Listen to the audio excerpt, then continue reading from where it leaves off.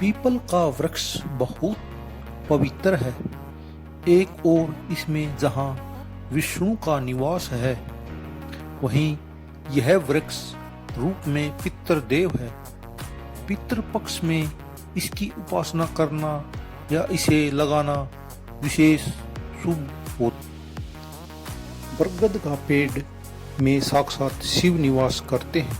अगर ऐसा लगता है कि पितरों की मुक्ति नहीं हुई है, तो बरगद के नीचे बैठकर शिव की उपासना करनी चाहिए। यदि पितृपक्ष में शिव जी को अत्यंत प्रिय बेल का वृक्ष लगाया जाए तो अतृप्त आत्मा को शांति मिलती है। अमावस्या के दिन शिव जी को बेल पत्र और गंगा जल अर्पित करने से सभी पितरों को मुक्ति मिलती है। इसके अलावा अशोक, तुलसी, शमी और केले के वृक्ष की भी पूजा करनी चाहिए।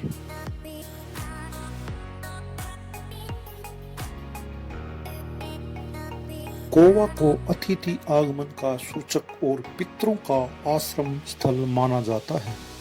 श्राद्ध पक्ष में गौओं का बहुत महत्व माना गया है। इस पक्ष में गौओं को भोजन कराना अर्थात अपने पितरों को भोजन कराना माना गया है। शास्त्रों के अनुसार कोई भी अक्षमतावान आत्मा कोई के शरीर में स्थित होकर विचरण कर सकती है। पक्षियों में हंस एक ऐसा पक्षी है जहां देव आत्माएं आश्रय लेती हैं। यह उन आत्माओं का ठिकाना है जिन्होंने अपने जीवन में पुण्य कर्म किए हैं और जिन्होंने यम नियम का पालन किया है। कुछ काल तक हंस योनि में रहकर आत्मा अपने अच्छे समय का इंतजार कर पुनः मनुष्य योनि में लौट जाती है या फिर वह देवलोक चली जाती है। हो सकता है कि आपके पितरों ने पुण्य कर्म किए हों।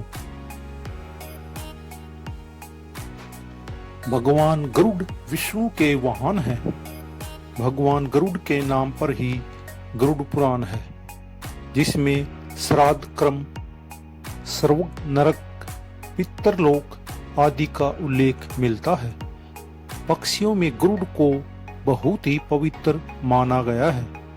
भगवान राम को मेघनाथ के नागपाश से मुक्ति दिलाने वाले गरुड़ का आश्रय लेते हैं।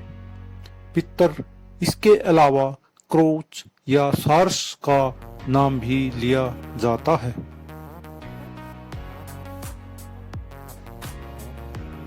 कुत्ते को यम का दूत माना जाता है।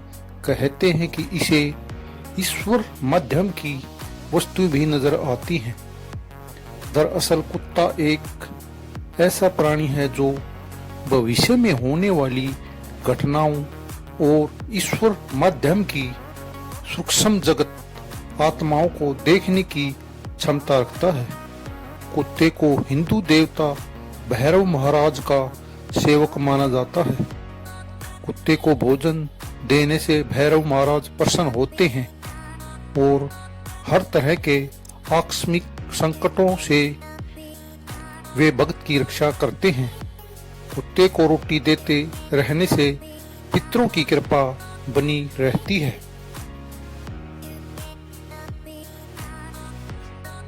जिस तरह गाय में सभी देवी और देवताओं का निवास बताया गया है, मान्यता के अनुसार 84 लाख योनियों का सफर करके आत्मा अंतिम योनि के रूप में गाय बनती है।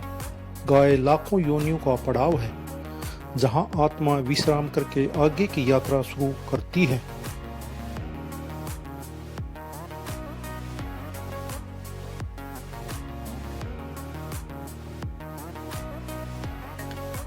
हाथी को हिंदू धर्म में भगवान गणेश का साक्षात रूप माना गया है। यह इंद्र का वाहन भी है। हाथी को पूर्वजों का प्रतीक भी माना गया है। जिस दिन किसी हाथी की मृत्यु हो जाती है, उस दिन उसका कोई साथी भोजन नहीं करता है। हाथियों को अपने पूर्वजों की स्मृतियां रहती हैं। अश्विन मास की पूर्णिमा के दिन गज पूजा विधि का व्रत रखा जाता है। सुख समृद्धि की इच्छा रखने वाले उस दिन हाथी की पूजा करते हैं। इसके अलावा वरहा, बैल और चींटियों का यहाँ उल्लेख मिलता है। जो चींटियों को आटा देते हैं और छोटी छोटी चिड़ियों को चावल देते हैं वे वैकुंठ जाते हैं।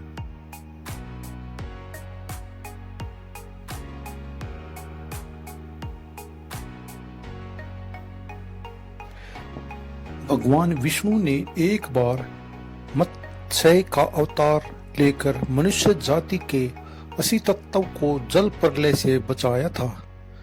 जब श्राद्ध पक्ष में चावल के लड्डू बनाए जाते हैं तो उन्हें जल में विसर्जित कर दिया जाता है ताकि हमारे पितरों को शांति मिले। भगवान विष्णु ने कच्छप का अवतार लेकर ही देव और असुरों के लिए मंदरांचल पर्वत को अपनी पीठ पर स्थापित किया था। हिंदू धर्म में कछुआ बहुत ही पवित्र अभयचर जंतु है जो जल की सभी गतिविधियों को जानता है।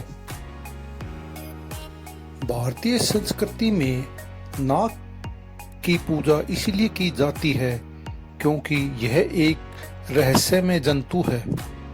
यह भी पितरों का प्रतीक माना गया है। इसके अलावा मगरमच्छ भी माना जाता है।